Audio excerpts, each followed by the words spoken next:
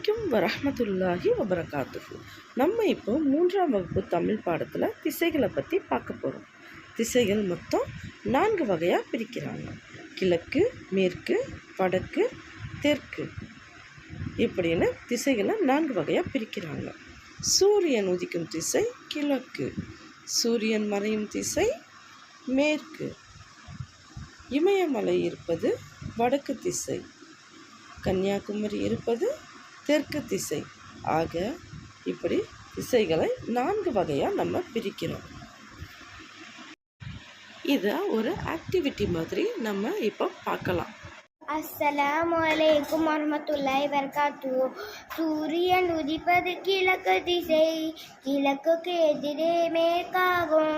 சூரியன் முன்னால் நாம் நின்றால் வலக்கை பக்கம் தெற்காகும், இடக்கை பக்கம் வடக்காகும்.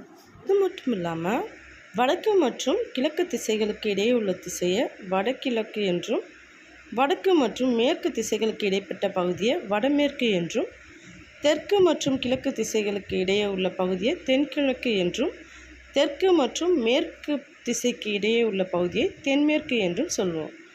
ஆக திசைகள் மொத்தம் 8 வகையாக பிரிச்சிருக்காங்க. இது மட்டுமல்ல, இஸ்லாத்துடைய 5 தூண்களில் 2வது தூணாக இருப்பது தொழுகை. தொழுகை தான் ஒரு முஸ்லீமுடைய இறை நம்பிக்கைக்கு முக்கிய அடையாளமாக கருதப்படுது. தொழுகை தான் ஒருவருடைய பாவங்களை மன்னிக்கிறதுக்கும் அல்லாஹ்வுடைய நெருக்கத்தை ஏற்படுத்துறதுக்கும் உதவுகிறது.